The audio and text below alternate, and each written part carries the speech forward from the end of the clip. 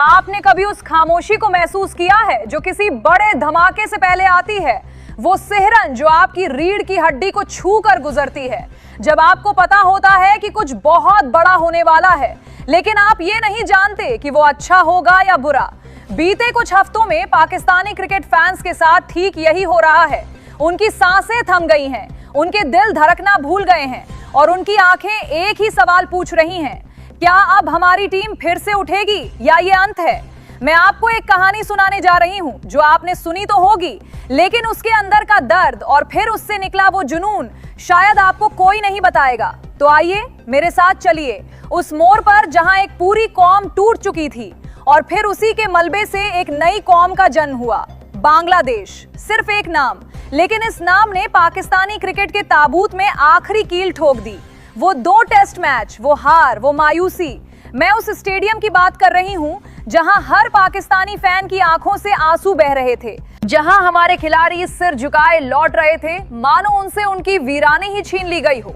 Social media पर trolls का सैलाब था, पूर्व क्रिकेटरों के बयान आग की तरह बिखर रहे थे और हर तरफ सिर्फ एक ही नारा था, बदलाव चाहिए।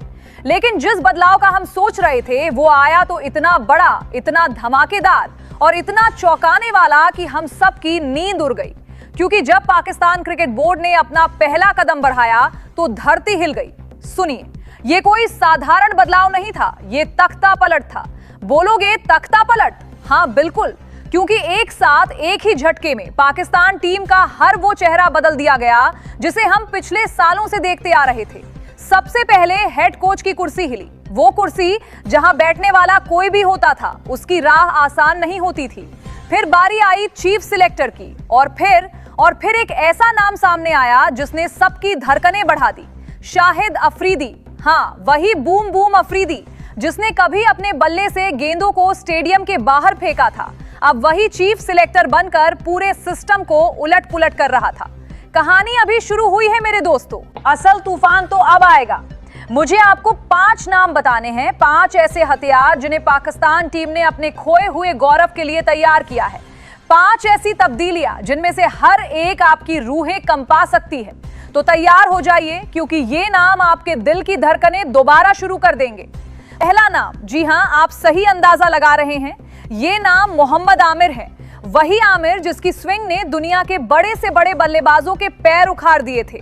वही आमिर जिसने एक वक्त पर गेंद से आग उगल दी थी। लेकिन क्या आप जानते हैं कि उसकी वापसी के पीछे कितनी कड़वी सियासत चली है? कहा जाता है कि अफरीदी ने खुद अपनी जान की बाजी लगाकर यह फैसला करवाया। उसने बोर्ड से कहा, मुझे मोहम्मद आमिर चाहिए, चाहे इसके लिए मुझे दुनिया भर के विरोध को मुंह देना पड़े। और जब अफरीदी कहता है तो सुनना पड़ता है। कुछ लोग कहेंगे कि आमिर का समय खत्म हो चुका है, लेकिन सुनिए, जब एक शेर भूखा रहता है तो वो और भी खतरनाक हो जाता है। आमिर भूखा है, गुस्से से भरा है और वो साबित करने को बेताब है कि वो अभी भी दुनिया के सबसे घातक गेंदबाजों में से एक है। लेकिन ये कहानी सिर्फ एक गेंदबाज की नहीं है। दूसरा नाम सुनकर आपके होश उड़ जाएंगे, अब्दुल समद। हाँ, आपने सही सुना, वही अब्दुल समद जिसे पाकिस्तान सुपर लीग में 6 मशीन कहा जाता था, जिसके बल्ले की आवाज सुनकर स्टेडियम के दीवारें हिल जाती थी। ये वो खिलाड़ी है जिसे कभी किसी ने राष्ट्रीय टीम के लिए गंभीरता से नहीं लिया, लेकिन अफरीदी ने उसे पहचान लिया। अफरीदी ने कहा, मुझे वो फिनिशर चाहिए जो आखिरी ओवर में 2 गेंद पर 2 छक्के लगा सके। तो अब्दुल समद अब आपकी स्क्रीन पर आ रहे हैं और वो आग लेकर आ रहे हैं। तीसरा नाम, ये सुनकर आप शायद मुझे गलत कहें, लेकिन मैं आपको वही बता रही हूं जो अभी तक किसी ने पक्के तौर पर नहीं बताया। एक ऑलराउंडर जो बल्ले से भी धमाका करता है और गेंद से भी जाल बिछाता है, जिसकी फील्डिंग आपको मैच जिता सकती है। मैं बात कर रही हूं फहीम अशरफ की। नहीं, इससे भी बड़ा नाम, एक युवा जिसने इस सीजन में डोमेस्टिक क्रिकेट में इतनी तेज गेंदबाजी की कि बल्लेबाजों के छक्के छूट गए। उसका नाम दोस्तों है मोहम्मद हसनैन। नहीं, इससे भी नया। मैंने सुना है कि एक 19 साल का तेज गेंदबाज जिसकी रॉ स्पीड 150 से ऊपर है, टीम में शामिल किया गया है। उसने कभी इंटरनेशनल मैच नहीं खेला, लेकिन अफरीदी की नजरों में वो ऑस्ट्रेलियाई बल्लेबाजों के लिए कोई कम खतरा नहीं है। चौथा बदलाव, और ये बदलाव आपकी आंखें खोल देगा, नायब कप्तान बदल दिया गया है। वो नाम जिसकी हर कोई उम्मीद कर रहा था वो नहीं है, बल्कि एक ऐसा खिलाड़ी जिसके अंदर शेर की दहाड़ है, लेकिन आज तक उसे सिर्फ पर्दे के पीछे रखा गया था। अफरीदी ने उसे मौका दिया है और ये खिलाड़ी अब न केवल अपने लिए बल्कि पूरी टीम के भविष्य के लिए लड़ेगा। और पांचवा बदलाव, सोचिए, एक विकेटकीपर बल्लेबाज जिसकी एरिका यानी स्ट्राइक रेट राशिद खान की गेंदों पर भी 160 से ऊपर रहती है। वो अब तक छुपा हुआ था, लेकिन अब वो खुलकर सबके सामने है। इन 5 नामों ने एक बार फिर से पाकिस्तानी फैंस के दिलों में वो आग जला दी है जो बुझती जा रही थी। लेकिन रुकिए, क्या आपको लगता है कि इतना बड़ा बदलाव बिना किसी की नाराजगी के आता है? बिल्कुल नहीं। पाकिस्तान क्रिकेट में हमेशा से गुटबाजियां रही हैं। कुछ पूर्व खिलाड़ी पहले ही कह चुके हैं कि ये बदलाव सिर्फ कागजी हैं, असलियत में टीम वही है। कुछ कह रहे हैं कि मोहम्मद आमिर की उम्र हो चली है, नए खिलाड़ियों को मौका देना चाहिए था, और कुछ तो यहाँ तक कह रहे हैं कि अफरीदी सिर्फ अपना दोस्तों को टीम में ला रहा है। सच्चाई क्या है ये तो मैदान पर ही पता चलेगा, लेकिन जिस बात ने मुझे सबसे ज्यादा प्रभावित किया है वो है अफरीदी की वो बयान जो उन्होंने चुपके से कहा। किसी ने रिकॉर्ड कर लिया। उसने कहा, अगर मैंने ये तब्दीलियां ना की तो फिर मैं सेलेक्टर बनकर ही क्या करूंगा। मुझे पाकिस्तान क्रिकेट जिंदा करनी है, चाहे मेरी अपनी करतूत ही क्यों ना जल जाए।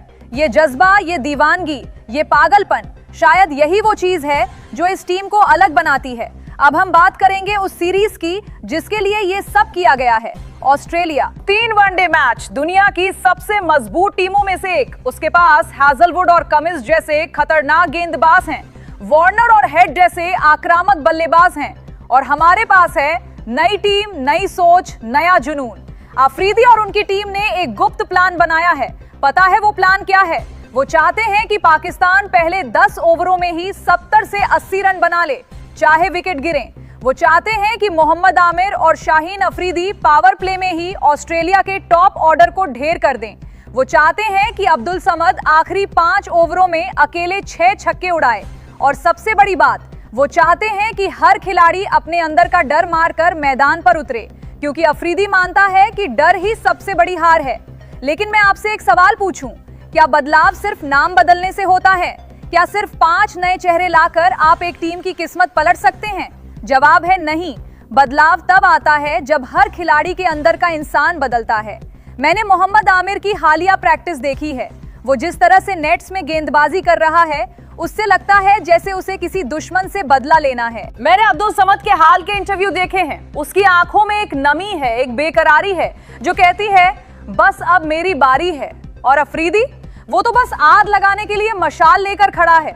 मैं आपको अपनी एक निजी बात बताऊं, मैं जब छोटी थी तो मेरे अब्बू हर मैच के बाद मुझे क्रिकेट की कहानियां सुनाया करते थे। वो कहते थे, बेटा, पाकिस्तान क्रिकेट टीम सिर्फ एक टीम नहीं, ये एक जज्बा है। और आज इतने सालों बाद मैं उसी जज्बे को फिर से महसूस कर रही हूँ, क्योंकि जब बांग्लादेश के खिलाफ हार के बाद मेरे ही कुछ दोस्त कह रहे थे कि छोड़ो ये क्रिकेट, अब ये हमारे बस की बात नहीं, तो मुझे बहुत दुख हुआ। लेकिन जब ये खबर आई कि पाकिस्तान टीम पूरी बदल दी गई है, तो मेरे अंदर का वो फैन जाग उठा, शायद आपके अंदर का भी।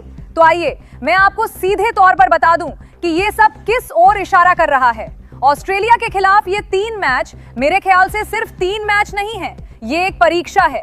एक परीक्षा 5 नए हथियारों की, एक परीक्षा अफरीदी की नेतृत्व क्षमता की, और सबसे बढ़कर एक परीक्षा हम सबके धैर्य और उम्मीद की। अगर पाकिस्तान ये सीरीज जीत गया तो समझ जाइए पाकिस्तान क्रिकेट की नई सुबह आ गई है। अगर हार गया तो शायद वही पुराना दौर शुरू हो जाएगा। लेकिन मैं आपसे ये नहीं कहूंगी कि उम्मीद रखो, मैं आपसे कहूंगी कि तैयार रहो। तैयार रहो एक नए मोहम्मद आमिर को देखने को, तैयार रहो अब्दुल समद के छक्कों को देखने को, तैयार रहो उस जुनून को देखने को जिसने पाकिस्तान को कभी आलमी चैंपियन बनाया था। तो बताइए आप क्या कहते हैं? क्या मोहम्मद आमिर की वापसी सही फैसला है? क्या ये 5 बदलाव पाकिस्तान को जिता सकते हैं? और सबसे बड़ी बात, क्या आपको लगता है कि अफरीदी का ये तख्ता पलट सफल होगा? मैं आपके जवाब का इंतजार करूंगी कमेंट्स में। हर एक राय, हर एक विचार मेरे लिए अनमोल है। मैं वादा करती हूं मैं आपको हर अपडेट दूंगी, हर छोटी से छोटी खबर दूंगी, और इस सीरीज के हर मोड़ पर आपके साथ रहूंगी। अंत में सिर्फ इतना कहूंगी, शायद हम हारें, शायद जीतें, लेकिन हम आपको कभी हार नहीं मानने देंगे, क्योंकि पाकिस्तान का दिल कभी हारता नहीं, वो बस धड़कना भूल जाता है कभी कभार। और मैं चाहती हूँ कि ये दिल फिर से तेज धड़के। फिर मिलेंगे अगली वीडियो में, उस जीत के बाद या फिर उस हार के बाद, लेकिन हमेशा हमेशा उम्मीद के साथ। अपना ख्याल रखना।